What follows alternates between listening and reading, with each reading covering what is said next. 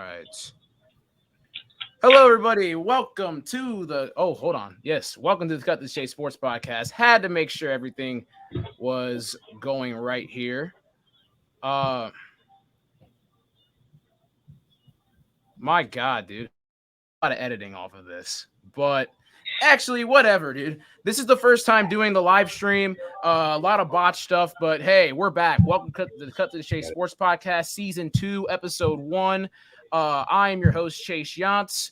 We're back, different form. Here's my co-host, Brady King.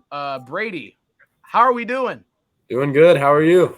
I'm doing pretty good, man. It's good to see you and all that stuff, man. It really For is. sure. No doubt. Mm-hmm. No doubt. And I'm just glad to be back in my home for the night, back in Springfield. If you guys didn't know, me and Brady actually until the after dinner special, which wasn't really much of an episode, just like a bonus feature, we haven't recorded an episode in person. Still only that one, but you know how things work out and stuff. It's going to be tough to do it in the upcoming months, but we will. For sure. I was able to make accommodations to come home since I'm only an hour away from college. I go to Earlham College now. Yeah. Jake's at Bluffton. I kind of botched that right there. And with you guys being able to look at us, you guys can see we have a third member of our crew, a new member of our crew that we announced about a week ago. Let's say hello to Jake Shaver, who's in Bluffton, Ohio right now, Bluffton University. Jake, what's up? Yeah, nothing much. Chase is doing pretty good. How about you? Doing great, man. Doing great. I'm so excited to be back here and get this show on the road right now. We have a lot of talent in this. We got three people who know a lot about sports and love a lot about sports.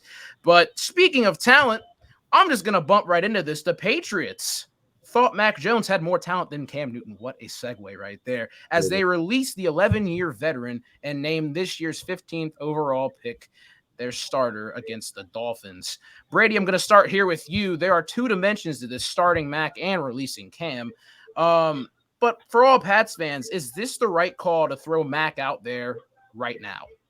I definitely think at this point that he's a better quarterback than Cam Newton, but I might not want to throw him in there week one of his rookie year because I don't know. It just doesn't seem like that goes very well in most circumstances. Most day one starters aren't as good as the ones that wait a little bit. But you never know. I mean, maybe it's a good thing because obviously he knows – Bill Belichick knows what he's doing. So I'm going to trust Bill Belichick. I'm going to say, yeah, it was the right thing to do. I can see how, it could help Mac Jones also gaining confidence and stuff, knowing that, Bill Belichick has trust in him now. They released Cam Newton. Maybe that was a little iffy just from the fact that, this is Cam Newton, 11-year veteran. He's been to a Super Bowl before, won multiple playoff games and all. But I'm going to toss it over to Jake. Was the release of Cam Newton pretty harsh, or should we have seen this coming? I mean, you look back at last year's stats, and it kind of says it for itself that maybe that was the right decision. I'm going to go with Brady on that. I mean, with only a 65% completion rate and having thrown more interceptions than touchdowns, I mean, you can't really keep a guy like that around. And I feel personally, doesn't fit their play scheme that they've developed over the Brady era, moving now on to, which I think kind of a similar player to Mac Jones. We all see what he did at Alabama as he just dominated last year. Yeah, for sure. I agree with that. And honestly, let me just throw something in there. A lot of people were saying, well, I mean, he's got the best receivers, but who knows? Maybe he was the best quarterback in college football. Who knows? I mean, yeah, you never know. You still got to make those plays. For sure. It's tough to tell. I don't know. It really is. I mean, you got the amount of immense talent there was in college football last year, but you also have to look, the guy that was able to win the most games and not have a blemish on his record last year won the national title. Mac Jones, man, 41 touchdowns to, I believe, 4 interceptions last year. Right. I heard on Get Up and First Take how they were trying to compare him to as the greatest college season in history, but if it wasn't for a guy named Joe Burrow the year before, I would say it was pretty darn good, but I don't think it was good. Yeah, it was good. Yeah, but it was nowhere near that Burrow LSU. That's true, yeah. And I mean, he had a Heisman winning receiver in Devontae Smith, and then and Jalen Waddle when when Jalen Waddle was healthy, he was arguably as good as Devontae Smith from what Really. multiple sources. I know Brady, you also believe that as well. I think we said that on an episode We've said that, yeah. last season. Yeah, You also definitely. got to remember that they got one of the best backs in the college football last year, Najee Harris. I mean, that dude was just a tank running the ball. It was easy to hit those slant routes that they did. They destroyed Ohio State on slants. They sent Devontae Smith against linebackers because they were just scared of Najee Harris running right up the gut. Yeah, Not to mention the best offensive line in college football. Also, oh, by far, far. It's just crazy. They're just on a different level. They were. I mean, we're definitely able to see that Mac Jones had, I mean, one of the best, obviously the best team in college football last year. Yeah. Depending, they won the national title. But, the way that I see it in New England right now, obviously he's stepping into a different situation. He's got, a group of backs. He doesn't have a workhorse like Najee Harris. He's got Damian Harris, sharing the last name, Damian Harris, James White. He's got a couple of guys with multiple facets to their game. No real big name receivers though. I will say I think Nelson Aguilar and I think Jacoby Myers, they're gonna be pretty good on the outside for him. I saw Myers really stepped up in the preseason, had a nice touchdown against the Giants last week. Actually, I think those Giants and it was against the Eagles last 2 weeks ago. But yeah, I do think Mac Jones is going to be fine there. I do believe though, them cutting Cam Newton, I feel as though this might have been a decision that he made himself though. If Cam Newton, I feel as though I don't think he wants to just sit there and be a backup. All right. I think that he felt as though that, he lost the job. So I kind of feel as though he said, I win the job or I'm out. I feel as though he could have had some say in that, but I think the Patriots, they have a lot to look forward to. The fan base has a lot to look forward to. I know there's been some comparisons as this is the next Tom Brady and all that. Cam Newton is now obviously considered a bridge quarterback, only a 1 year stint and everything. But like Jake was saying, Cam Newton wasn't fitting that scheme that the Patriots had ran for the last 20 years. Nowhere near close. The Patriots actually ran a spread offense with Tom Brady. Thinking about it, with a and Evan's got the music up, but with Tom Brady running the spread offense and not being as athletic, but he was able to spread the defense out and make plays, and I think that's where Mac Jones is going to do very well. Having a spread, he's got very good touch and being able to spread people out and make plays in open space and operate like that. I think that's where they're going to really accelerate this offense. And I think the Patriots are going to have a good shot at being a wild card because I don't think they're going to take down Buffalo. Buffalo is moving pretty fast ahead of the curve. And Miami, there could be some good battles there, Patriots and the Dolphins. And that also is your week 1 matchup with Tua versus Mac. So should be a very good matchup. 4:25 on CBS. Not this Sunday, but the following Sunday. Man, we are super close to the NFL. We definitely had to make this discussion right off the bat, but we're gonna roll into some headliners for the week that we saw this past weekend. I'm gonna start here with Jake. I know that you're very, very disappointed. You were very, very disappointed about what happened to one of your fantasy running backs on Saturday. Yeah, not just one. So the news I'm gonna bring up today is how I lost my 3rd round pick in J.K. Dobbins. I mean, I was rocking with the Ohio State guy. He had a solid rookie season last year. Sadly, in a preseason game, ended up tearing his ACL. So, I mean, you're gonna pray for recovery the best he can do to get back to where he was. But yeah, this sucks. Seeing guys young like that get drastic injuries like that is never a good thing over a game that really didn't mean anything in the long run. Exactly. No doubt. You think about, how the difference with Lamar Jackson running the football, having J.K. Dobbins in the backfield was just going to make it adding that second dimension, but not even to mention, I mean, a torn ACL. That's such a tough that's a tough injury in general. You've seen people come back from it, but just after having a good rookie season and just injuring it in a game like this, just prayers up for him, really. I mean, Oh yeah, that's just so unfortunate blow last preseason game. And that's also something that coaches, they could second guess themselves, like, oh, why did I put my guy out there like that? Like anything could happen and stuff. But it's just unfortunate. It's part of the game, but really prayers up to J.K. Dobbins. I think he was actually was he your second round or third round pick? he was my. Oh, let me look real quick. I think the board says second round over here. I think he was second round pick. That's yeah. I mean, makes it, I can't say make it worse because it's already as bad as it is. That's unfortunate. It really is. Prayers up to J.K. Dobbins. Brady had a little encounter with a former Ohio State player himself. I'll let him tell you about that. All right. So this weekend, so you guys may know, any Ohio State fans probably do know that we lost the starting wide receiver last year to the transfer portal, Jamison Williams. He transferred to Alabama. He started an Instagram live video on Sunday. I hopped on, check it out, and he added me to the live for I don't know why. It was surprising, and I kind of I don't know. I talked to him. I asked him why he transferred, but he just basically said I don't know the whole situation, and that there was stuff behind the scenes, but I really think that's just his way of saying he got beat out and didn't like it. That Ohio State receiving core, man, that's such a talented room. I mean, for sure, having him in there, it's more. It's obviously it's more depth and talent, but I don't blame him for going on to a new adventure to Alabama. I don't blame him for that, but the way that he's carrying himself about it, I don't really like the way he's acting.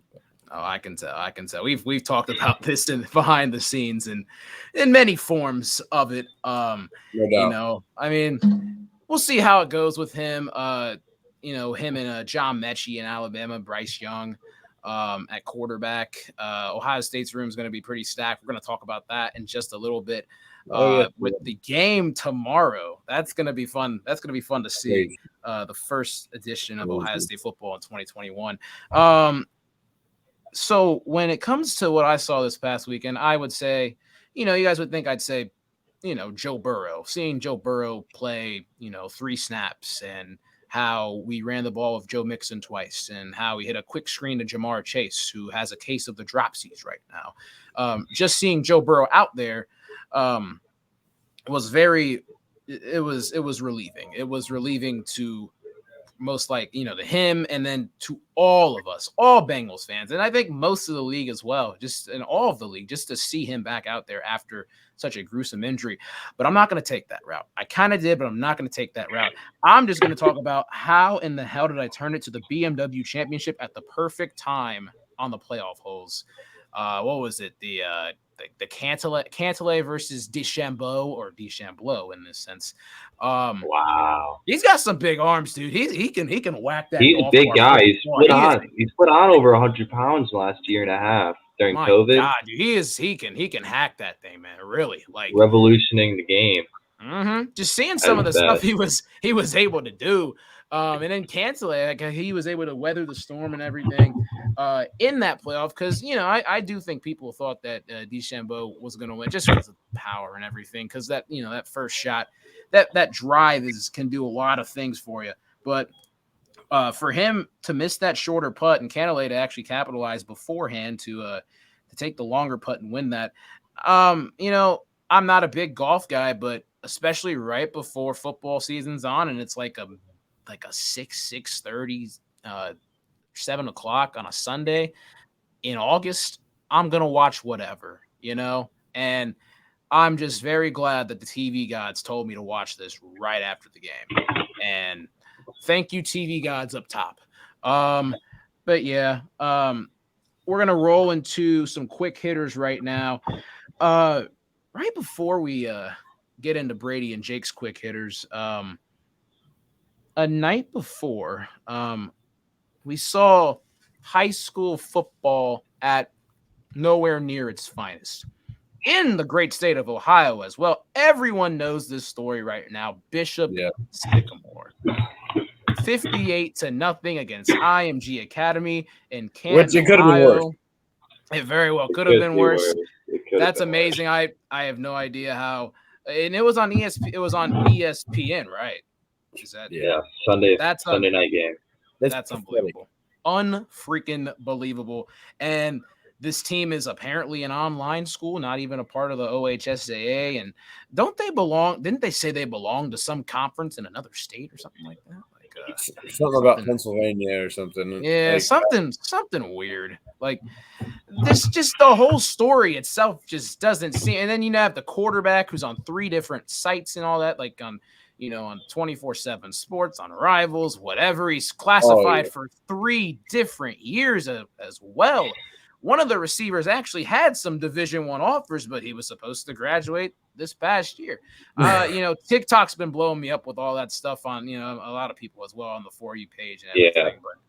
But my gosh, from being around the area, since I'm from like around Ashland, Ohio, I can confidently say I've never heard of that school before.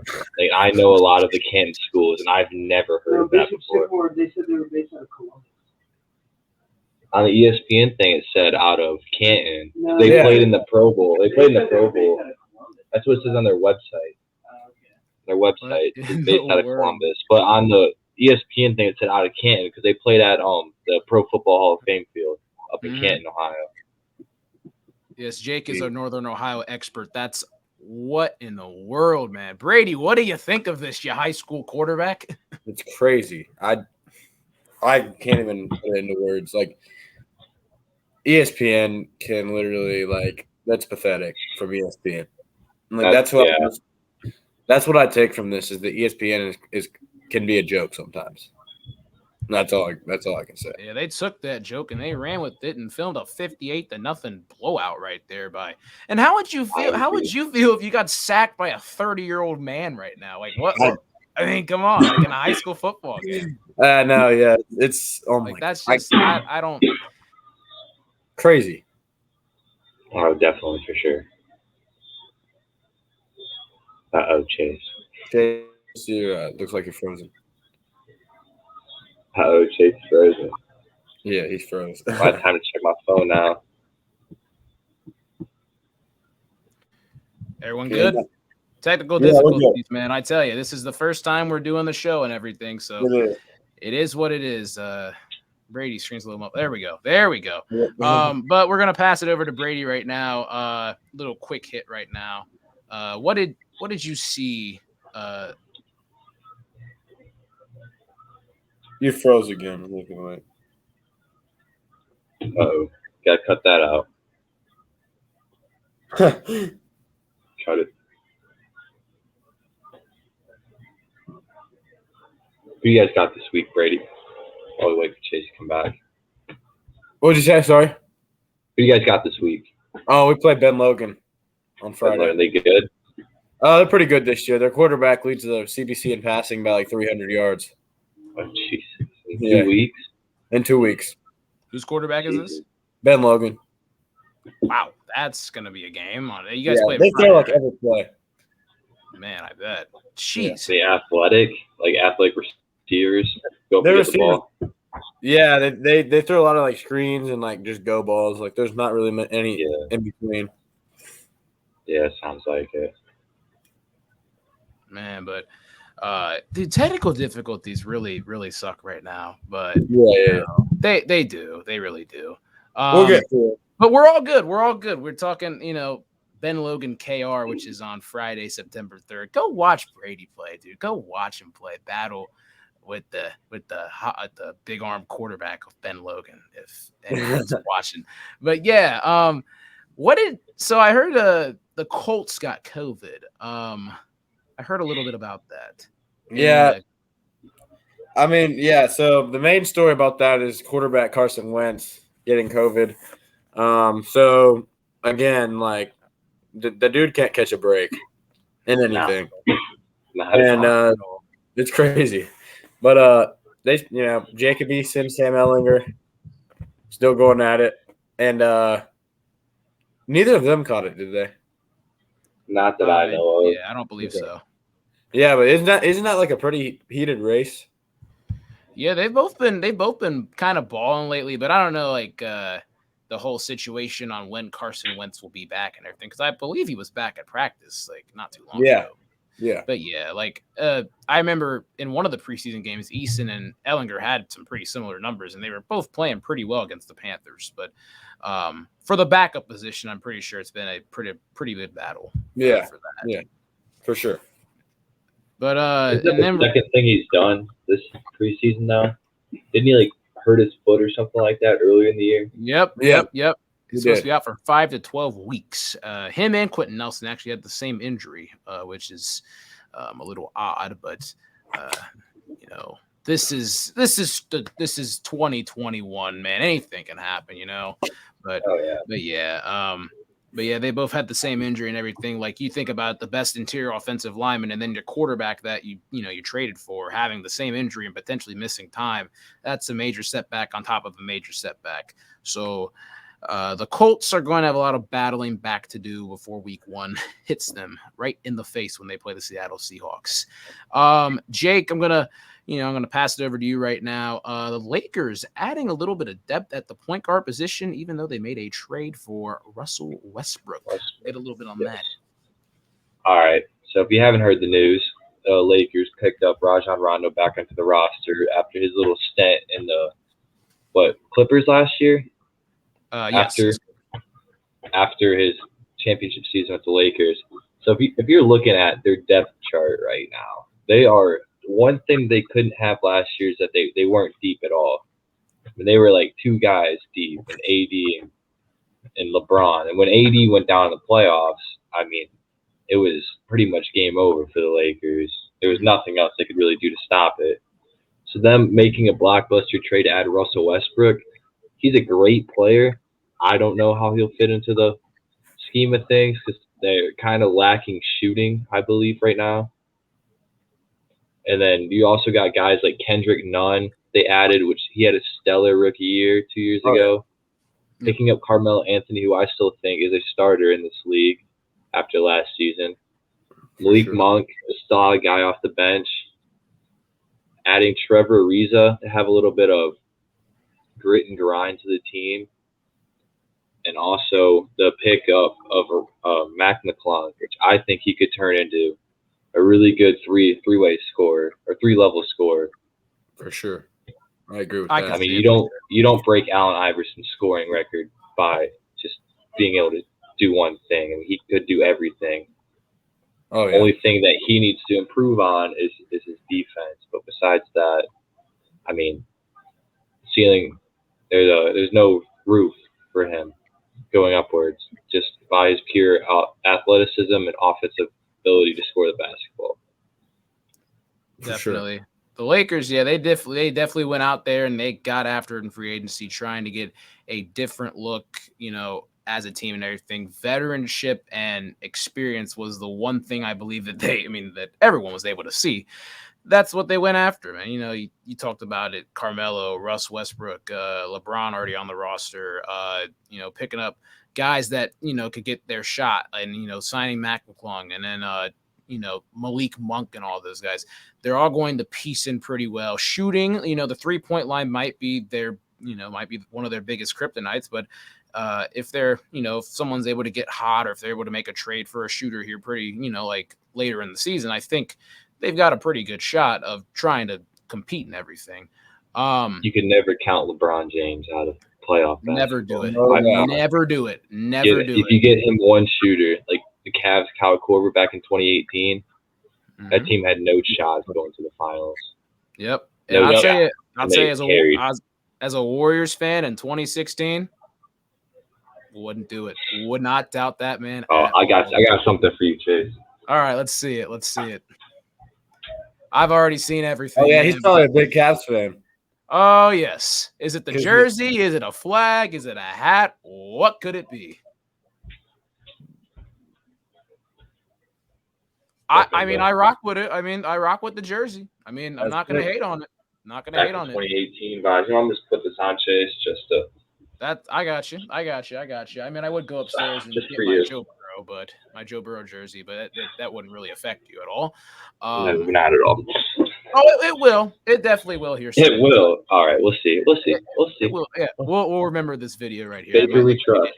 I might look like an idiot, but not really. I don't think I'm an idiot, but it's not. Hey, it's not that I don't have faith in Joe Burrow. It's I don't have faith in the Bengals offensive line to keep them protected. Well, I have a little more faith in the offensive line this year. I have a little more faith in our offensive line than I do the Steelers' offensive line this year. I don't know how you feel, by far. but yeah, I have a little more faith right now. But it's not just trying to beat one team. We're trying to, everyone's trying to beat each other. So, we'll talk about all that stuff next week with our teams like that. I'm getting a little excited for it. But now it's time to shift into the fantasy focus presented by shit. We don't have a sponsor, but we're gonna get one soon. But time to look at our Cougars 2021 fantasy football draft. It's the 4th year we've done this league. Jake, Brady are actually newcomers into the league. 14-team league. Never expected to be doing that, but we had to get some very good sports-minded and football guys into this league for the long run. We drafted 11 days ago on Saturday night. Everyone was dripped out. You weren't, Brady. I don't care, but lame. But yeah. It was my own deal. I see. Taken after Michael and his stupid decisions on draft night. But yeah. One of the worst picks everybody I've dressed ever up. seen. I'm going to go ahead and... He was there. Michael's like, no, I don't trust it. I don't trust you, Jake. Terrible pick. Oh, there goes Chase again. Oh, man. I'll bring that back up once he gets back. Might as well, yeah. I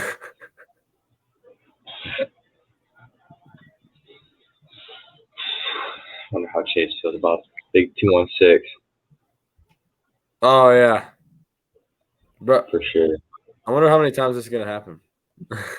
Or he's going to freeze out. Yeah, hopefully he's back in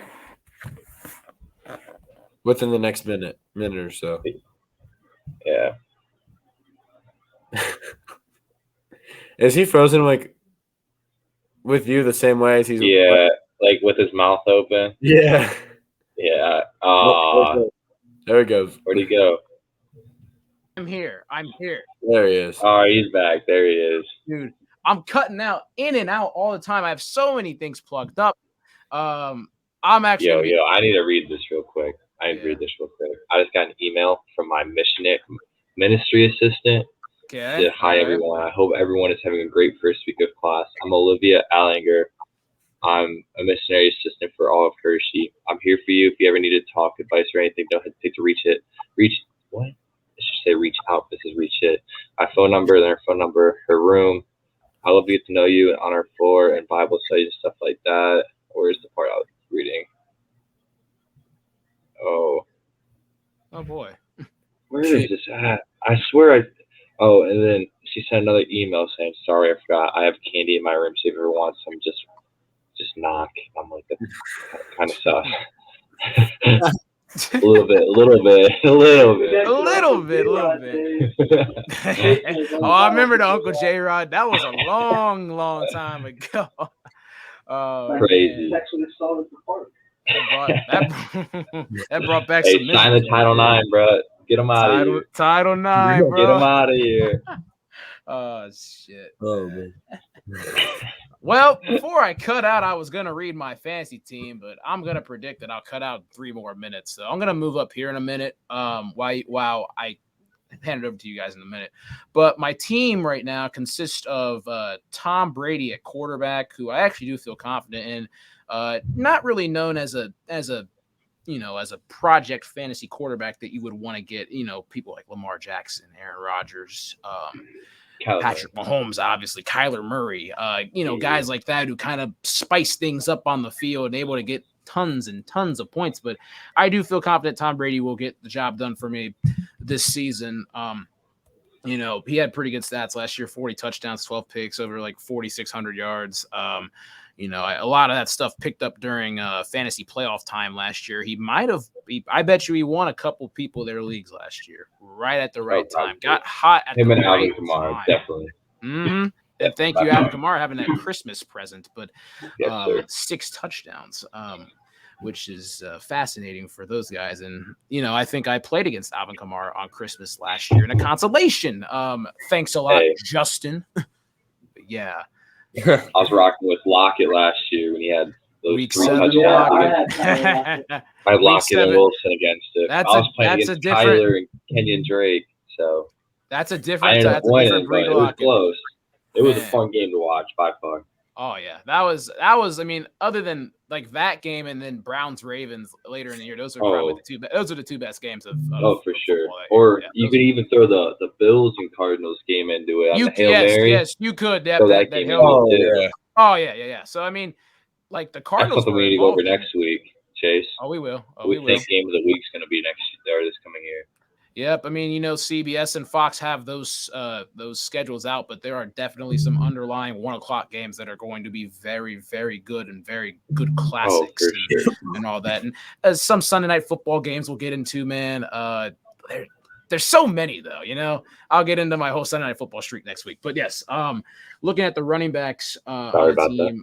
No, you're all good, all good. I just go so into it, you know, and I kind of just want to save that for next week, you know. No. I get what you're saying. Totally. I just, you know, I get so caught up in all that stuff. But for sure. But running back, Aaron Jones, you know, I think I had him in 1 league last year, 1 of 4. Liked him a lot. Had to get him with my first pick, just because the fantasy football gods told me to in that set of mind. Josh Jacobs, he'll be sharing a backfield with Kenyon Drake. Should be interesting, but if he's a decent number 2, that's all right. Yes, Evan.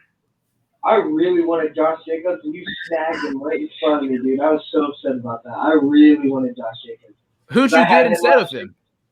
Let me take a look. I gotta open my NFL fantasy. If you guys didn't know, Evan's just chilling in the dorm room with my other AirPod right now. I lucked out, and I feel like I got a solid pick. I got James Robinson. That's solid. Who I feel is solid. Especially with the injury of Etney, or however you say his last name. Yeah. That really, ET, I think it's ET, but yeah, like that. So that pick's Michael Sieverts typing. Michael Sieverts typing. Michael Sieverts. He's coming up. He's coming up to the studio right now. Oh, boy. Brady's cousin. I'll give you a little rundown of my team, Chase. Let's go. That's fine. We're Let's getting do a it. special guest entry. You got it. Evan. So, yes. Here we go. My quarterback position, I had Ryan Tannehill, who I feel could be a solid quarterback, but nothing amazing. He's out with COVID, unfortunately, so I have Jameis Winston, who I feel has a lot of upside. Yeah, that could be a solid. I picked him up on the waivers, so like he could be good. You got a lot of time before, like 11 days until Ryan Tannehill, like he could get back in time before. But I feel you. And then my RB1 is Nick Chubb with RB2 James Robinson. So like I got decent backs. Oh yeah, definitely. With wide receivers, Robert Woods, Tyler Lockett, and Odell Beckham. Okay. A little So I balance got a right decent there. wide receiver core. Yeah. My tight end, Jonnu Smith, I feel like he's slept on. If you look at his last year's stats, he actually didn't. He had some games where he performed really well. Look, a 13-point game, a 24-point game, a 21-point game, an 11-point game, a 12-point game, a 10-point game, a 12-point game. You're throwing those 1 and 2 point games out right now. Okay, they're there, but that's the toughest thing. Tight end is like the toughest position for consistency, other than Kittle, Travis Kelsey, and everything. Yeah. Jonnu has a lot of upside. Like there's like 2 or 3 tight ends that'll consistently put up numbers, but it's like, you know, those guys can put some real boom or bust numbers is what it is. You know, it's like a big spike. It can make or break a week. Oh yeah, it really can. It really can. Having a good tight end production week is just vital in the fantasy football. And who's your kicker and defense? My kicker, oh gosh, and I froze again. No, you didn't. Daniel, there you go. Daniel Carlson. Yep, never mind, you did. Yeah, Chase is gone.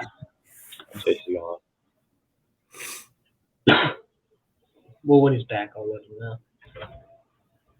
What up, Mike? Chase is frozen. I keep freezing, man. All right, you're good, what Chase. In the world? Am I good? Am I good? We got my kicker is Daniel Carlson. Okay. For the Raiders.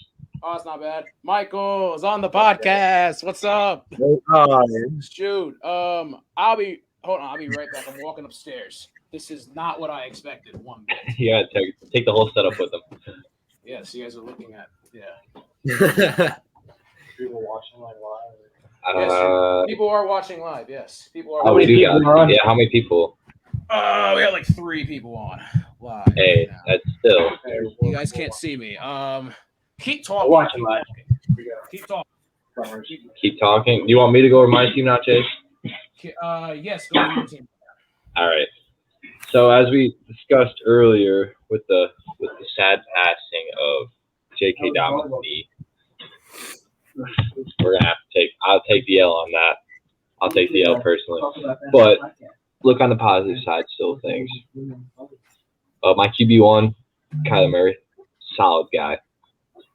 Another guy that's gonna put up passing numbers and running numbers. I love watching him play. It's like a little baby trying to run away without a diaper on. Love watching him run the ball. That's perfect. All right, for running back one, my was the second overall pick, and a lot of people might hate on this, but I went with Kamara instead of Dalvin Cook. Just not the biggest Dalvin Cook fan out there. No hate whatsoever. Yeah. Only reason being is I did not select Dalvin Cook because my name is full Chubb. Felt like I had a calling to select Nick Chubb. All right. I might have to go pick someone up here in a second. But, so my running back 2 was J.K. Dobbins. He's on the bench right now. So we got Damian Harris, we were talking about earlier. Yep. New England's running back. He's probably going to be the running back 1, more than likely. And then for our first wide receiver, we got Keenan Allen, the Los Angeles Chargers. Him and Herbert is going to be the same deal this year. This dude, my second wide receiver, it's kind of iffy, to be honest with you. DJ Moore, depending on what quarterback productivity we can get out of Carolina, is going to depend on how his season goes. Oh, yeah. Then we got Robert Tonyan from Green Bay.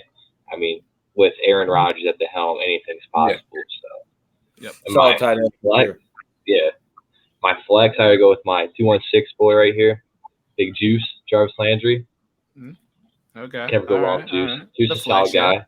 That's true. Yep. Solid guy. He always picks up the little short routes, especially in a PPR league. And I won't go over my bench, but the one dude I will go over on my bench, we rocking with Baker. QB2. Rocking with Baker. All right. That's not bad. Kicker, That's not bad. Kicker, we got not bad. Not a bad backup. Yeah, not bad a backup. QB, we got Harrison Butker and Jason Myers, so we got 2 solid kickers. Then I got the Packers defense with the Chargers defense. So I had 2 solid defenses. All right. So yeah, we're looking good. My name, not bad. no one probably understand with this, but we elect a squad wipe right now. I can show you my little username, my little Oh like God. Oh God. Show you my Oh God. what's it called? Profile picture. Oh shit. I'm not gonna get too much into that. I gotta get something real quick and hey, there we go. We got the T-posing turtle, bro. Let's go. Oh my God, I'm weak.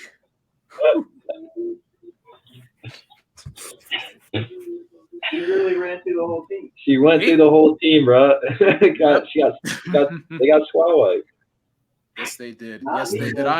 I'm just glad I'm not on that. You got squad wipe. Mike, big Mike, you getting camera over here. You're part of it, Mike. He's part of it. He was part of it. He's part of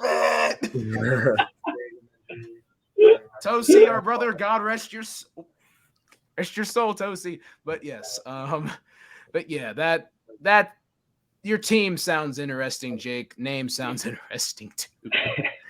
Hey, we're just in this for fun. It's for fun. It's all Mike, for fun. No way I'm losing to Mike, bro. That dude would not take Cole Beasley like the 10th round. No, not today. Not today. You know what? Evan shared his team. I'm not letting Mike share his team at all, dude. That's abysmal. That's abysmal. No, dude, it's terrible. I'm saying, Mike, we got set something for Mike. Like, make him take the ACT and SAT over again. He'd be losing the league. At the same time, too, man. Oh shit. He's got to do fantasy that. college football. That's a thing. That's gonna be a lot. That's a lot. Fan trash. All right, bro. You need to make rules though with like Power 5 guys and non-Power 5 guys. League starts tomorrow. Game starts tomorrow. Games start tomorrow, though. I don't know how that all works though, but So I already have the lead. You got the league already? he's got a league Invited. already? We'll do the draft tonight. Yeah, invited. We'll do the draft tonight. Make an account. I will. I'm Crap. doing Well, something right now, Mike. I'll talk Kind to of you busy at the about that. moment. All right, my bad. Yeah, Also, man, we all right. can do this. Probably It's only Friday. 5 questions. I want to do it tonight. Well, we can do it tonight, bro. I got nothing else better to do tonight. It's yeah. Brady, My give it away roommate's to not here. you. I don't know where Cole's at. All right. So, your team. I'll be back. Keep talking. Okay, so All I right, was the I'm first. ready. No, you're good. I was the first overall pick in the draft. So I took Christian McCaffrey with my first pick, obviously, because safe Solid. pick Yeah. Oh, yeah, for sure. Yeah. But at quarterback, I got Russell Wilson. So yeah, solid. Another Pretty good good. guy, yeah. I mean, I'm always a obviously, big Russell Wilson fan. oh, definitely, Never go wrong with them. Never can go wrong with them. not at all. Yeah, you got Russell Wilson. Then at running back, obviously Christian McCaffrey, and then I got Clyde Edwards-Helaire. At receiver, I got Terry McLaurin and Jerry Jeudy. And then at I got tight end, Jerry Jeudy in another league, and I was getting shit on for it. I think he can be a really solid receiver. he The could right be. quarterback.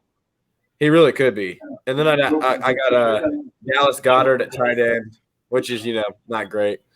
And then I got Antonio Brown as my flex. I think he could be. He A could. flex. I think he All could. right. Okay. What the hell, bro? And then at kicker, I got Tyler Bass, the Buffalo kicker, and then my defense is the Bills defense. So Solid. That's solid. Not Solid bad at all. selection. All right. I'm rocking with it. I am. There's only one guy I do not rock with. On I his think team, he's an all right running back too, but I just don't see Halar. I don't like. Carson Hilaire, Edwards-Helaire. I don't like him. Man, He had a solid season last year, Yeah, he's especially with the okay. dangerous pass game that Kansas City had. It opens up a lot of receiving a lot running of back. options. Yeah. So it's Definitely his does. PPR. Oh yeah, PPR though, Ev, on his like receptions and It should stuff. be fine this year. He should be all right this year. Oh, for sure. Yeah, I actually didn't get to Rip finish my Le'Veon team Bell. because of yes, Rip Le'Veon Bell. He's out of the job. I didn't get to finish my Him neither. stuff right here, but It is Bishop awfully Sycamore quarterback. sad. The fall off of AB and Le'Veon Bell is so sudden. For real. sign with Bishop Sycamore. Go on ahead and do it. But so I haven't. So the receivers I had, I actually really like my receivers. This is the strength. Allen Robinson, Justin Jefferson. I feel both of those guys are going to have still, pretty good years. Justin Jefferson should have a pretty good sophomore campaign in the NFL. Bro, you want to I hear got my dad just texted me? What do you say? What do you say? Said put a hat on. Put a hat on him. Craig must be Hat, watching. Craig Shout out must be Craig. watching. Big Shout out Craig. Mafia Craig boss. 2165. Oh man. All right, back. Sorry for interrupting you, Chase. Nah, all good. But for Big Craig right there, man. That's all good. Oh, Craig man. has a tripod. Man, but we got Allen All right, Robinson, one of the most underrated receivers in the National Football League, has been slept on. He's had some pretty bad quarterbacks over the past, man. I will say, Andy Dalton obviously this year. Justin Fields going to be that's going to be his ticket, Oh, to for sure. to getting back into relevant. I mean, he's relevant though. Allen Robinson's definitely relevant. Oh, just the for fact that he's sure. had some terrible quarterbacks throwing the ball. Mitch Bro, what you Trubisky, talking about? Nick The Nickelodeon Foles. most valuable player. What are you talking about? I know the MVP. The man. They had- MVP. Oh, the MVP. I know the MVP. We I know think the he's pretty bad. I guy think who Mitch gave him they gave him the MVP. We know them, but I mean, you know how it is. MVP vibes right there. Noah Fant at tight end, I think won't be that bad. Mitch He's had a pretty decent season last year. Explosive. good receivers in Denver, but Noah Fant at tight end should be pretty fine. And then I think you said you had DJ Moore. I have Robbie Anderson. So, Yeah, 1A, 1B. another 1-2. Yeah, 1A. I You forget got to take someone. turns. Yeah, someone got hurt last year, and I had Robbie Anderson as my Curtis flex. He was Samuel. actually getting me some. He was getting me. I mean, I'm on my team last year. Curtis yeah, Samuel but- did get hurt last year, though. and he's in Yeah, Washington now, I believe. Yeah, Yeah. but He's the wide receiver too, behind Terry. yeah, With 16 touchdowns But and 8 interceptions in 10 games. Wasn't amazing, but he's not an awful. I don't think he's an awful quarterback. I think his time's probably done as a starter in the league. Who is it now? Mr. Trubisky. Oh yeah. I think his starting career's I over think in the those league. days are over right now. I think those days are about done. Same with But then Gardner Minshew. I had to. Yes, that's true. I had to go out and get my boy Evan McPherson, Legatron. Cincinnati just won his job as a kicker. I do feel as though that he will be a big factor for Cincinnati in games this year. Kicking some 50-yard field goals and getting me some good old 5-pointers and everything. Hopefully, we don't have to use them a whole lot. Mostly on extra points would be nice. And then I have the Colts defense. I think it's going to be kind of rough the first 4 weeks with my defense, considering they play Seattle, Los Angeles Rams, the Titans the first 3 weeks. So we might take a hit there. But I mean, if feel you confident. look at last year, though, that's what No, led they that were good Colts last to the year. playoffs. They were good last year. I'm like they were. I mean, it's gonna be tough though against I said the aforementioned teams that I said, but Darius Leonard, quarterback of the defense, I think things overall will be fine when it comes to that. So we kind of gave a look at our teams. We're gonna save the risers and fallers for next week as we do a little bit more of a dive into fantasy football and the NFL. But at this time, I'm going to turn things over to Brady as he can kind of give us the big picture of college football right now. You think about it, this is the main course of what we're doing right now. The fall air, beautiful nights, bonfires with friends, everything, dude. Fall is back. Football is back. College football, right up your guys' alley. Brady, take it away. All righty. So this is my favorite sport is college football, particularly to watch. Obviously, I don't think it just doesn't get better for me at least. But I love all sports, and that's a lot of what I do in my free time. But I don't think it gets better than this. Kicking things off tomorrow. You got a couple. You got Citadel versus Coastal Carolina, Utah versus Weber State, but nobody cares about those compared to the defending national runner-up, Ohio State, who obviously I'm pretty sure all three of us are fans of, take on Minnesota Golden Gophers at Minnesota at 8:00. And so it'll be a good chance to see if Ohio State has a shot at going back to the national title game. But C.J. Stroud takes over for Justin Fields. Justin Fields laid a good foundation for Stroud to hopefully have a great season this year, which I do expect him to. Ohio State has the best wide receiver core in college football this year. I don't think there's really – yeah, for sure. You got Garrett Wilson, Chris Olave, Jackson Smith-Njigba, Julian Fleming, Emeka Ibuka, Marvin Harrison Jr.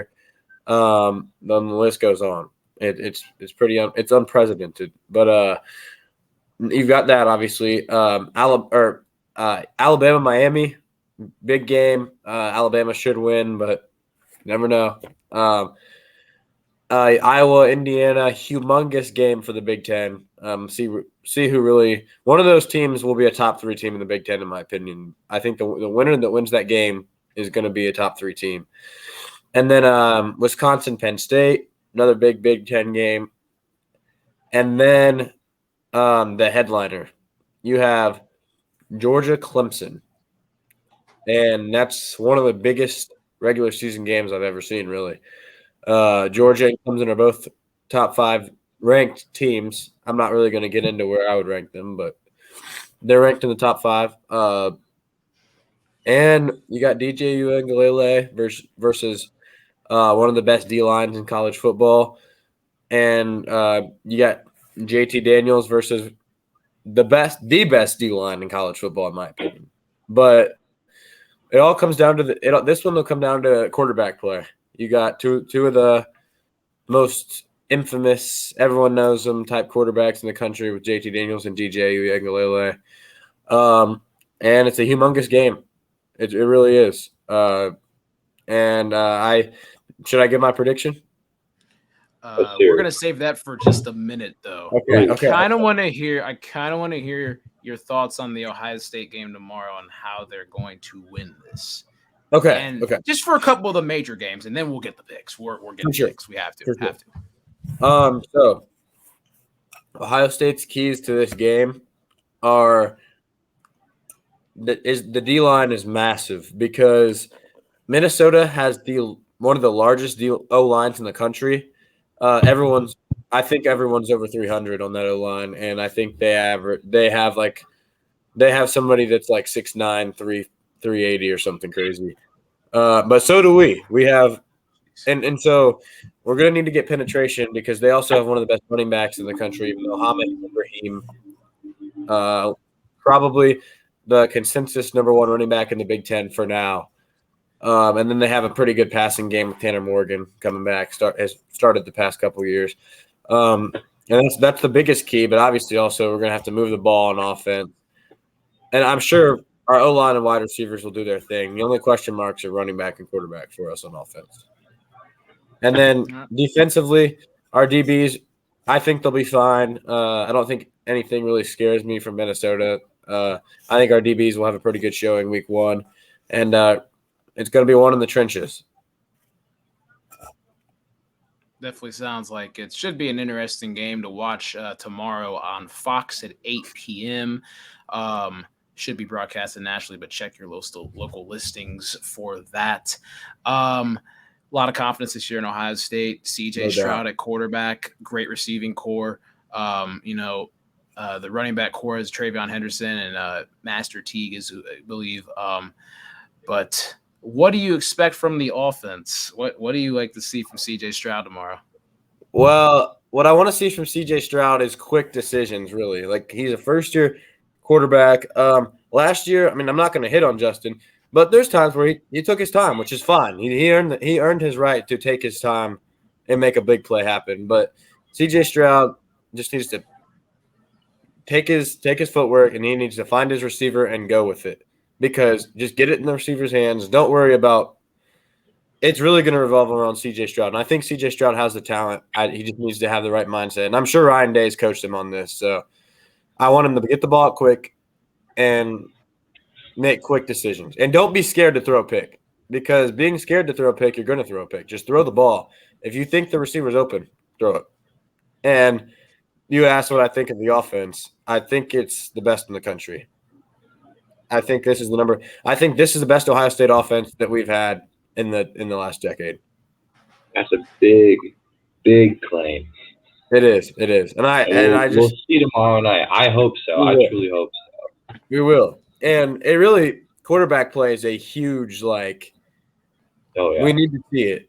Yes, but obviously I expect CJ Stroud to be a really good quarterback, to do his job because you have a top 5 tight end at the very worst. The number one receiving core, including the nation's probably the top 2 receivers, according to a lot of sources. And then you have arguably the best O-line in the country as well. I mean, the offense, there's no spots where you don't have talent. Everything is solid. Running back, you've got a 5-star freshman. You've got a veteran that got a lot of carries last year. And you got a young gun, Mayan Williams, who's actually expected to be the starter tomorrow. He's going to be a sophomore. Got a couple carries against Clemson. And I think this offense should be ridiculous this year. And that's the ceiling. This team's ceiling on the offensive side of the ball is one of the best ever. And I'm not saying it's, take that with a grain of salt. I'm not making I'm not saying it's going to be the best offense ever in the history of college football, but it has the tools to be one of them. It really does. When I think of young quarterbacks, when they come into college football, you mostly think that they're going to take some lumps when you get into it. All right. They will. It just depends. Like with CJ Stroud, especially with looking at the games that we're playing to start the season off. Minnesota tomorrow, this is on a national stage, then Oregon, another nationally televised game. That's tough. That's tough to get out of. That's a very tough one. So your lumps can't be that big. They've got, you got to weather the storm, whatever storm that you're going through. Because obviously there's going to be some tough times, especially as a first time starting quarterback. for a big Yeah. team like this. He obviously won the starting job because he's ready. That's the Oh, number for one sure. thing. He's ready. think He's that's ready. Getting they said. getting Exactly. that postseason run that they had last year and sitting behind arguably I think was one of the best quarterbacks in college football last Yes. year, if not the Mhm. best, Justin Fields, and getting to Yes. see how to run Ohio State's offense. Because when you're saying that this might be the best, I mean, you look back last year against Clemson in a game that Ohio State wasn't favored in at all. And Exactly. they came out and just punched Clemson straight in Yep. the mouth. That's what I'm hoping we capitalize on. I'm hoping that we see that same offense step out in the field, but with a new quarterback. Most definitely. I think that just seeing them keep off in that same spot or whatever, around that same area, especially with this being a Big Ten game right off of the bat. On the will road be at night. Yes, on the road at night. All the And stuff is it's going supposed into to play rain. with this. It's supposed to Oh, rain. I really? heard. Oh, Yeah. really? That's what I heard. All right, so I have to take a Hopefully look it at the doesn't, National Weather honestly. Service on it. Yeah. Yeah. But I mean, that you know, helps them if it rains. if it rains, got to run the football a little bit. But Yeah, hey, we'll run guess it. what? We'll run it right. Yeah, right we'll down do the whatever. We'll do whatever. That's field. why For sure. Brady thinks will be the best college football offense this year, which This year. isn't. Yep. That's not too far fetched. It very well could happen. Yep. I just want to watch tomorrow. Because I think that we have excited.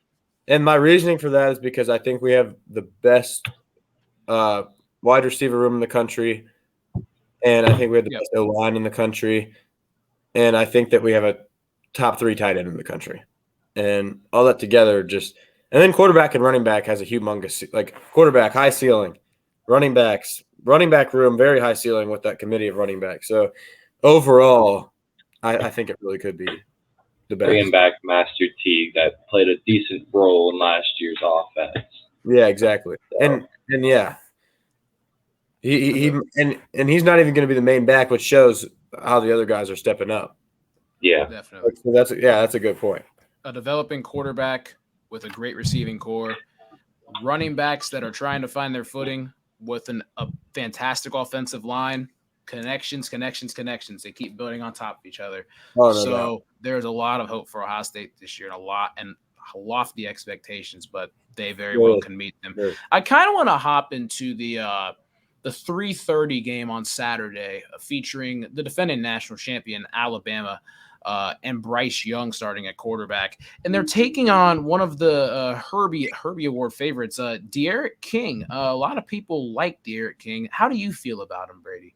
I mean, I definitely like him. I like his play style. I don't think he's a terrible thrower. He's not an amazing thrower, but he's not bad. And then he's one of the best running quarterbacks in the country, if not the best. He's probably the best dual threat quarterback in the country, in my eyes at least. But I mean, I don't think he's very much of an NFL talent because he's 5'11". He's not very tall. And he just tore his ACL, which that could be a problem. It could be. But if he's the same runner he has been and if his legs are good, I think he could really impose a threat to the Alabama defense. But then I look at Alabama's defense, and I see by far the best linebacker core in the country with Will Anderson, who I think is maybe the best defensive player in the country. That's one of my unpopular opinions. He's an outside edge rushing linebacker. Christian Harris is supposed to be the first linebacker off the board. Because Will Anderson's only a sophomore. Their other linebacker is probably even better. And then they just got Tennessee transfer, the number 1 transfer in the nation, Henry To'o, as another inside linebacker. So those are their 3 starting linebackers. There's 3 potential first-round picks in these. And so you look at that, and De'Aaron King is going to get spied by somebody good. And then DB-wise, it's Alabama. They had 3 freshmen starting, and they're all coming back. And then they have Josh Jobe, who was actually a junior, could have been a second-round pick, decided to come back. So Alabama's defense is going to be the best defense in the country. When last year they had the best offense in the country. It's going to flip-flop, and their offense is going to still be pretty good, but not even close to last year. Miami will stop them a couple times, whereas the last year Alabama could score every drive. Yep, flipping the script is seems to be the thing for Alabama this year. championship defense for the Crimson Tide is what it could potentially look like, especially having a young quarterback on the opposite side. A lot of young quarterbacks in college football, especially at the upper crust, talking about Ohio State, Alabama, Clemson, even Notre Dame this year, looking at the college football teams and stuff. The three biggest programs, obviously Clemson, Alabama, Ohio State, whatever order you want to put it in, Yep. They all three have sophomore quarterbacks that were the top three quarterbacks in the country, exact order, well, exactly the top three, and they all live within 30 minutes of each other in the same class. It's going to be fun. That's going to be fun. I Fun was storylines to watch right there. Oh, yeah, yes. you got Bryce Young, who's the number one quarterback. DJ Uiagalelei followed him really closely at 2. Those were pretty much interchangeable. Then CJ Stroud was actually like the number 800 player most of his career, and then he won the Elite 11 with ease. And he broke like the accuracy record at the Elite 11 and won it easily and had a great senior season and became a 5-star and like the number 28 player. And so that's how it ended. And now they're the 3 starters. Speaking of the Elite 11, you guys know there's an Ohio quarterback in that this year? Who was that? Who's there? Shout out Medina quarterback, Drew Aller, Penn State commit. I've heard of him. I believe I've heard his name before, too. Yeah. He's I think he's a 5-star now. He was a 4-star. I can look real quick. That's awesome. Dude's a tank. Dude is a tank. Oh, isn't he like 6'5" or something, too? Yeah, and he's like, I forget what website it was on, but he's now on that website. He was the rated number 1 quarterback in the class. Oh, wow. Yeah, I'm not surprised. Wow. Yeah. Well, now that Quinn Ewers is gone, that makes sense. Yeah, it was after that. Yeah. They've got a very, very good shot at making it deep this year because Medina has been on the upcome in every sport aspect. Because you look 10 or 5 years ago, everyone used to leave Medina, go to Ignatius. I don't know if you guys know Ignatius or Ed. Everyone would leave and go. But then Medina started building its foundation, and now they've got just talent That's exactly coming out. Situation. Bees are stocking the hive right there. I wonder if Drew Aller will flip to Ohio State since Quinn Ewers left. I don't think so. I think he's. I don't think he's an Ohio State fan because I'm pretty sure he got offered there. So I don't think he's an Ohio State fan. Okay. And you got to remember, Quinn Evers is going to play in front of him no matter what. Oh yeah, no doubt. And he's got like the highest rated quarterback in the history of rivals. Yeah, he is. So definitely good stuff to look at. The good state of Ohio, Drew Aller representing right there, going to Penn State though. But that's probably the best quarterback I can since Braxton Miller out of Ohio, prospect at least wise. Oh, for sure, yeah. Because Joe Burrow was not that rated that. I mean, he was rated high, obviously, but like he wasn't like a top 5 quarterback or anything like Drew Aller. Oh yeah. Mm-hmm. But yes, I might go try to watch one of his games this year. Oh, for sure, yeah. Because you live close. Kind of close. I live. If I go back home, I live like 40 minutes if that. So wow, definitely got to try that. You definitely got to go look for one of those. And then going to the nightcap. Obviously Clemson, Georgia. Kind of already dove into it a little bit. But what do you want to dive a little more into it and see? I'll dive more into it. I'm cool with that. Sounds good. Let's hear it. So they're playing this game in Charlotte. Neutral site game, night time, prime time. Everyone's going to be on their feet, waiting. Watch every single play of this game because if it doesn't come down to the wire, I'll be disappointed because you got 2 very good rosters. One of them chokes every year, and the other one doesn't really choke much. The other one actually does stuff. Clemson's obviously not the one that chokes. Georgia is. I have a little bit of respect for Clemson's program, even though I hate them. But Georgia, I really don't have much respect for the way they do things. But and I'm just gonna be honest. I hope Clemson wins. But do I think they will? Yeah, I do. I think Clemson wins it. Because they just. I feel like DJ Uiagalelei is better than JT Daniels, and I think the quarterback position is going to come up huge here. And I also think that Clemson's defensive line will dominate. And Clemson has a very good DB unit. The Clemson's defense looked pitiful against Ohio State last year. Awful. But they've got a lot of young stars on that D-line that will rise up, and their defense is going to be much, much better than it was that game. Their DBs their whole defense returns.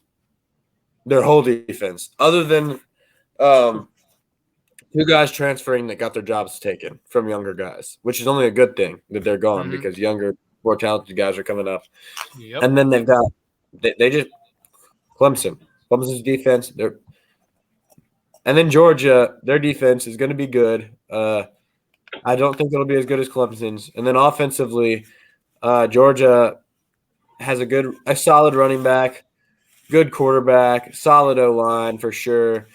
Good tight end with Darnell Washington. I'm not sure if he's going to play because I believe he had a foot injury or something. And then their top 3 receivers all are not expected to play. Wow. So that's a little – they still have some fast guys for sure. They got depth, but that's true. George Pickens hurt. Dominic Blaylock is hurt. Eric Gilbert cussed out Kirby Smart.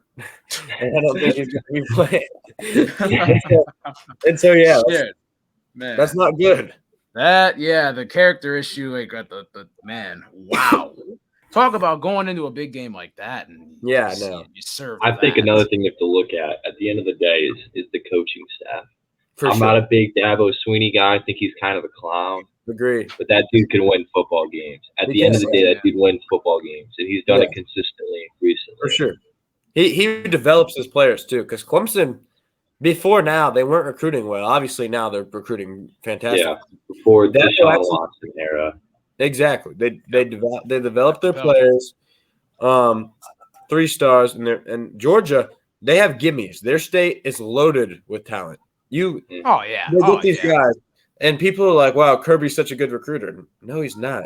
He's fine, but you better get some of those guys that are in Georgia. That's ridiculous. It's literally picking a peach off a tree. You have all of these talents of freaking ballers there. I know. You're getting that. It's Georgia. They have Texas. Like Texas. Exactly. Yeah. Texas can't get anybody. They can't do anything. It's like that. Everybody leaves. Everybody's going to Ohio State or fucking Alabama. Exactly. Ohio State and Alabama just pick from Texas. And if I'm being honest, they both got Georgia dudes too. And Florida. You got to remember at the end of the day, they pull in a bunch of Florida guys too. I feel like the only type of Ohio guys that go to Ohio State are offensive linemen. Exactly. Offensive linemen. There was a dude from Massillon that went he was a senior last year, so he was in our class. And he's a freshman at Ohio State.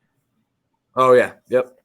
Yeah, and then from the area, Josh Myers a couple of years ago. He got drafted this year, but from Miamisburg. Yep. He's the Green Bay. He's Green Bay's starting center right now. Yes, he is. And him and Aaron Rodgers are gonna be very good friends. But yes. They will be. But yeah, like come on, Georgia. I mean, like you guys have all this opportunity down there. I cannot. That's unbelievable. Unbelievable how they can't do that. I don't know if they're gonna try to prove everybody wrong this year, but starting right off the bat and getting their ass kicked would not be a good taste for the whole entire nation. It'd be funny to watch, but from all the talk that they have, but yeah, man, oh man, they love the fact that they're in the SEC too. Like they don't shut up about Mm-hmm. Like they can't talk about themselves. You're literally on the east side. If you're that good, you should always be playing in Atlanta versus Alabama. I know. They don't even make it there half the time.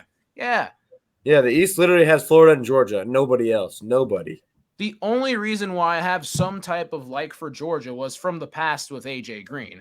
But that's a different story. But yeah, Georgia seems as though they're a pretty annoying fan base. Hopefully none of the viewers that'll see are from Georgia. Actually, if you see this, I'm talking to you. But if you are, But yeah, come on. Like they're calling you out right now. Yeah, it's time for those guys to step up. Time for Georgia to actually go back to their roots and step up. Oh, by far, yeah. What do you say? Said Ohio State a very hated fan base. Oh yeah. Yeah, everyone hates. Yes, very. Yeah. But that means we're doing our job. State, Alabama fans, yeah. So I think it's funny that a bunch of Ohio State fans are hating on Georgia fans and everybody. Because Georgia sucks, though. Because Georgia fans, Ohio State's consistent. Ohio State fans. If you look at the history of college football, there's been 2 teams that have been consistently in the top 5 every year, at least in our lifetimes. Let alone before that, it was Ohio State and Alabama.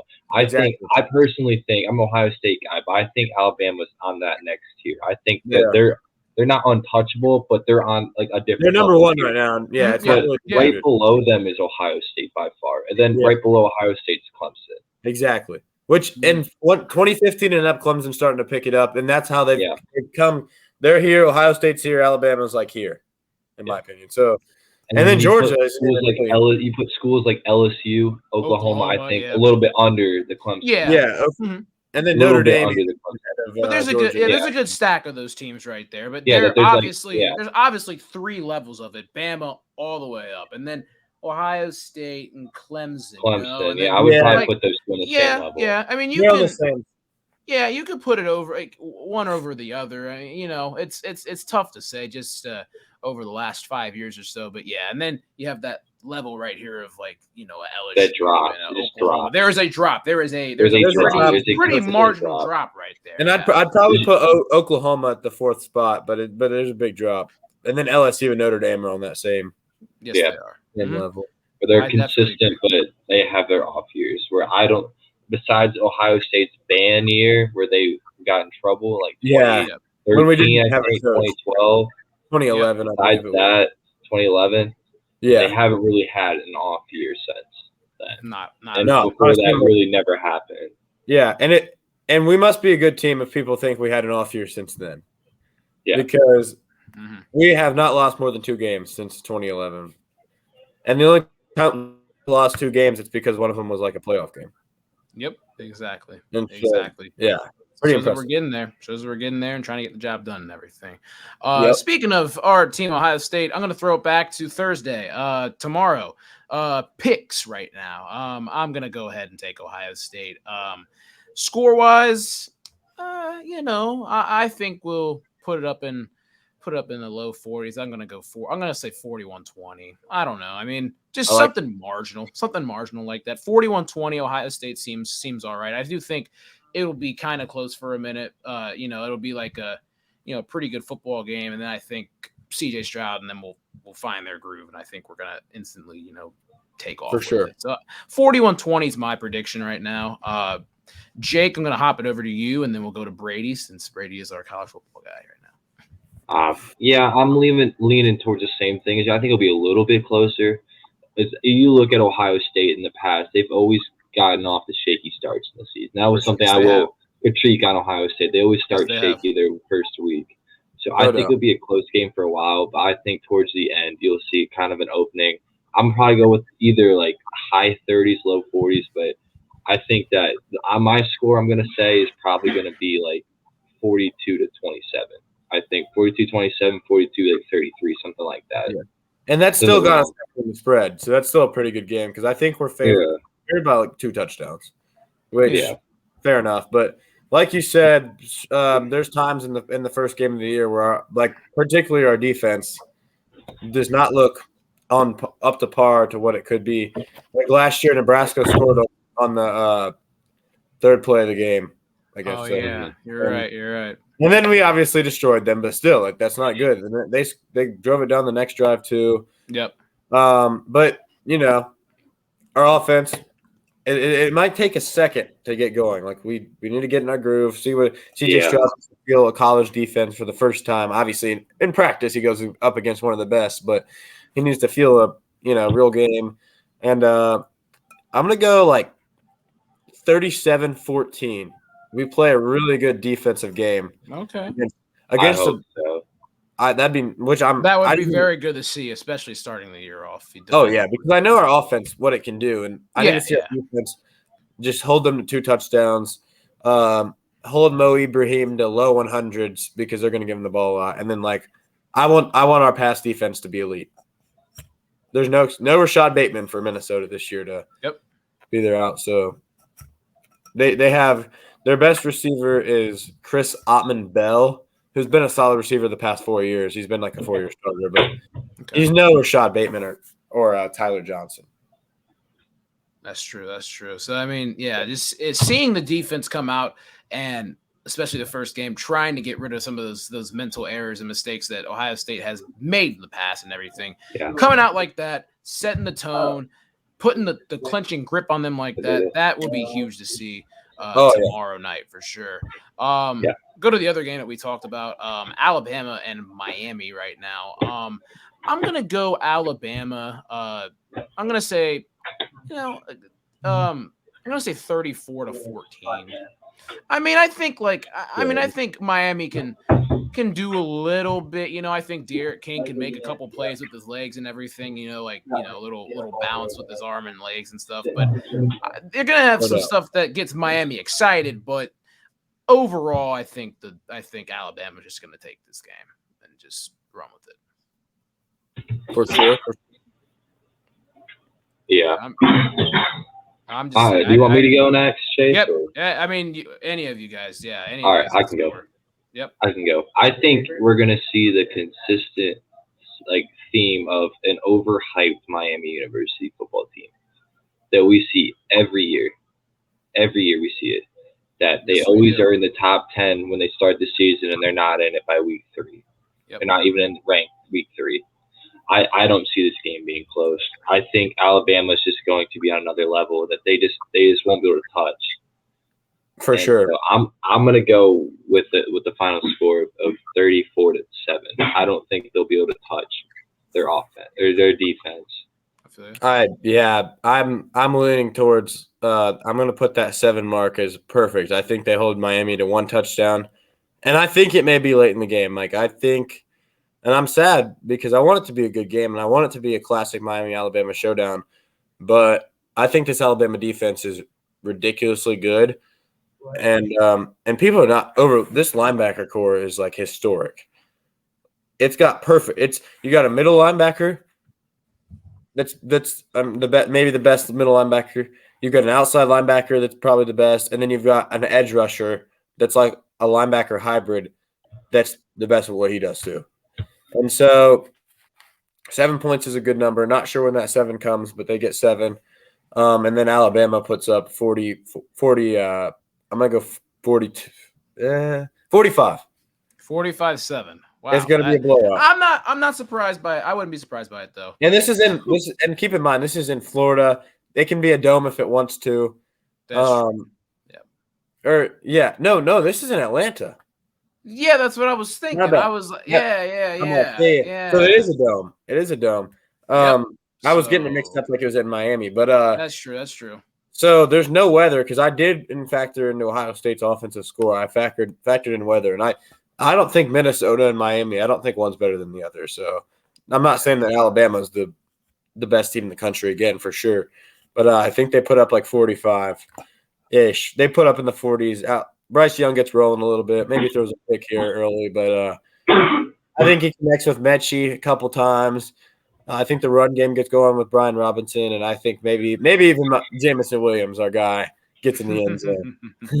We'll make a note of that, especially. I did wish them luck against Miami. Right. Well, there you go. Always got to be a good sport with those guys for sure. Yep, definitely. And then we're going to push it to the nightcap. This is the game that everybody wants to see. And, it's going to be the picks that you're made on College Game Day and everything. So there will be. I'm going to go on ahead and start it off. I do think that Clemson will end up getting this victory. I'm going to go with 31-17. I don't know if it's going to be a real blowout or a really close game, but I do think it'll be exciting to watch. But then I think Clemson will make a big play toward the end to really extend the gap. So I think 31-17 is what I'm going to go with as a blind reaction guess. I'm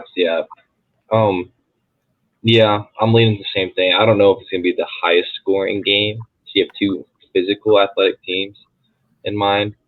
So I'm going to lean towards a 24-17 game. I think that's a 17. I think hits the mark with Clemson coming out on top. I think it'll be a good game with 2 young quarterbacks.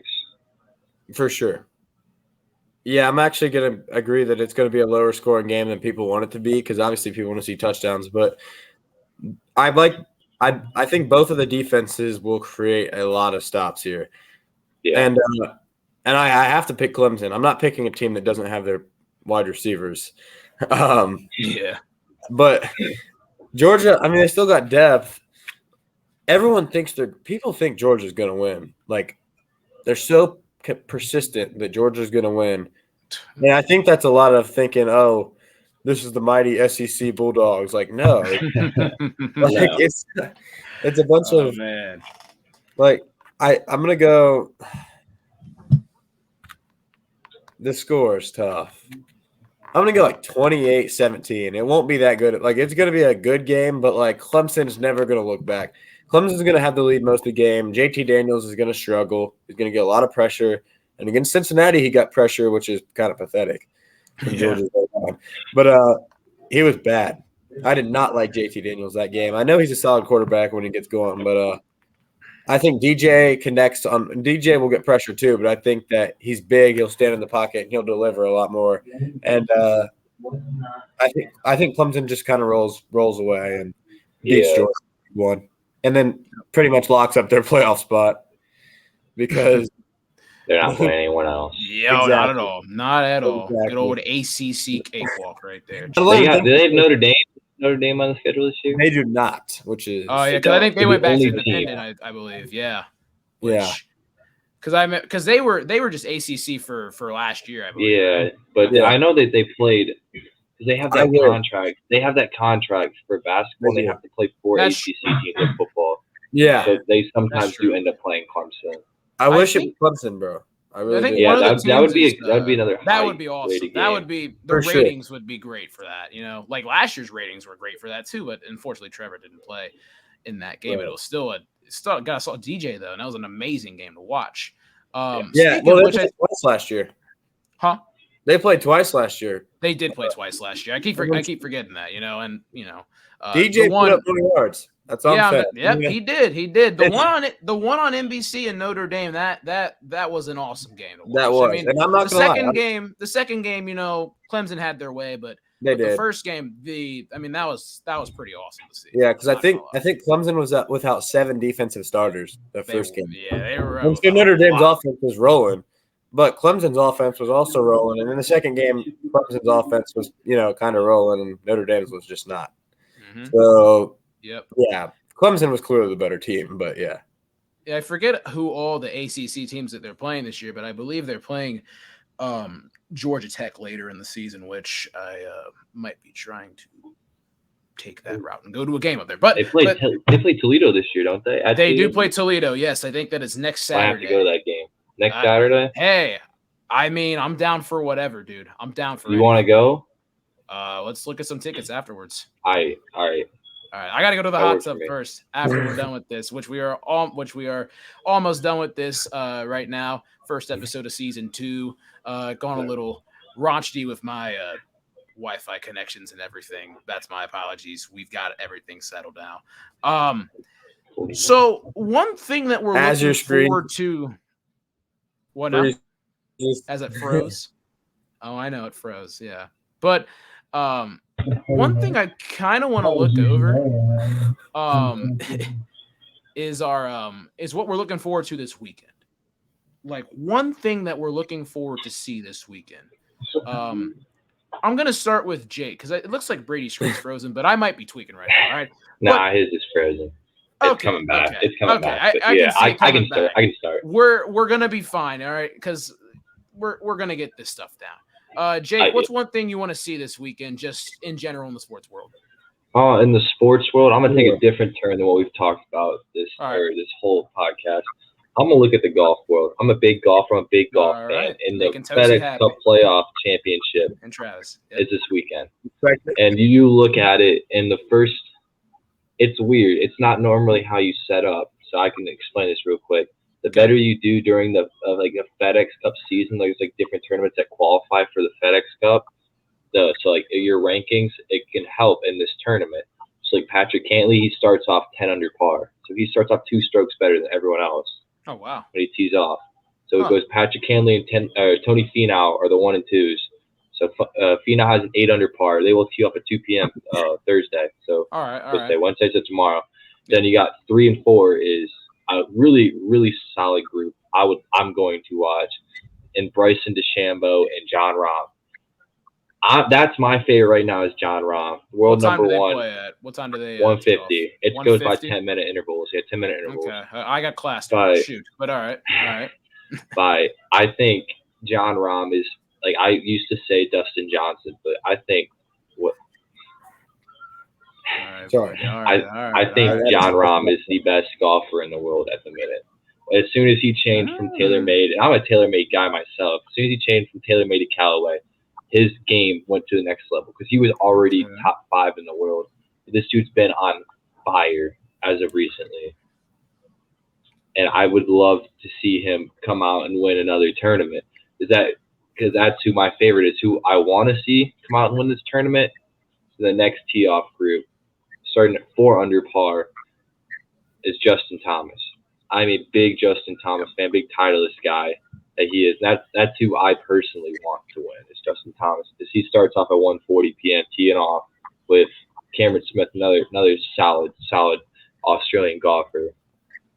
Some other notable guys that are on the list, Dustin Johnson and Rory McIlroy, 2 well-known golfers, both tee off at 12:50 p.m. tomorrow. So those are 2 big TaylorMade guys. You got Xander Schauffele after coming off his Olympic gold medal at 12:40.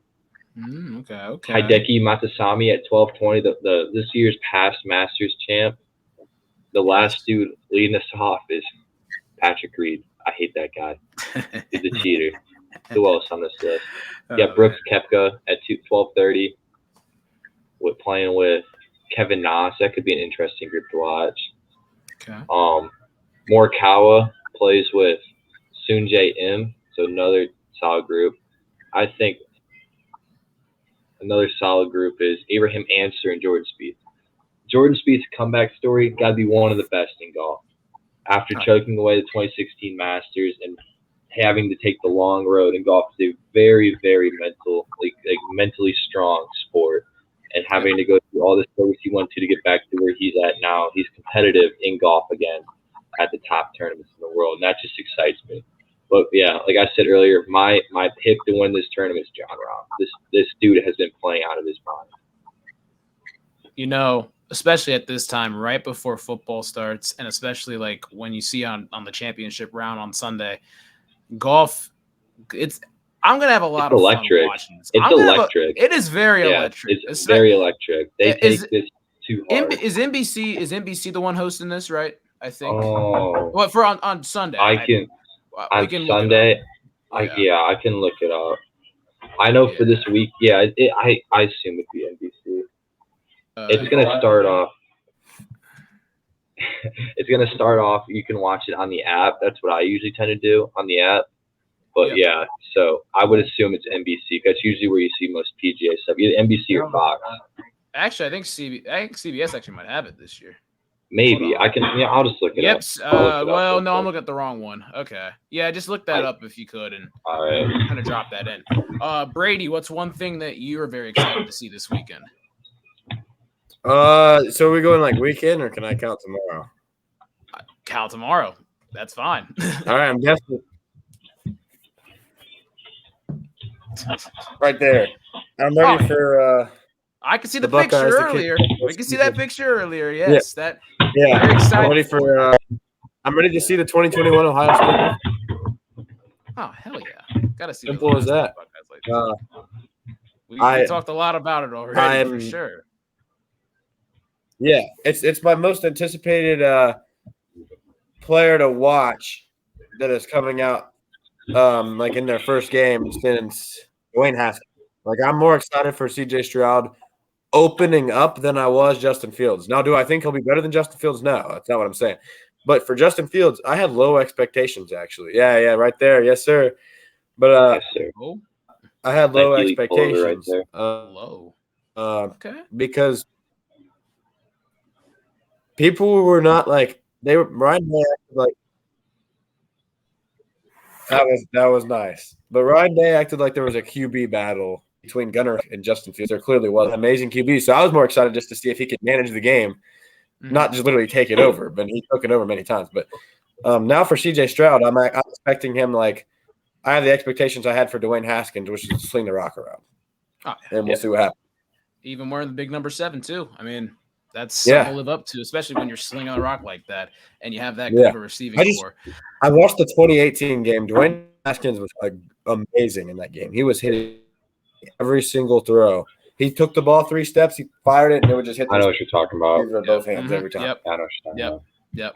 Yep. Oh yeah. 412 thing passing that yards for Dwayne last time. all right. So one thing that I'd say that I'm very excited to see this weekend, well, I mean, not really see, just excited for the atmosphere. College football's Sports, back. yeah. Oh, Saturday, I'm a big NFL fan. Sundays is it's different. As a Bengals fan, there's a resident level of stress that lives in me that comes out week one. But to watch college football on a Saturday and just to know that the season of all of this is coming back and we're not far away from it. This Not is at the all. season. This is the season of for sure. of bonfires. This is the season of watching football outside and wearing a For sure. sweatshirt at night and everything.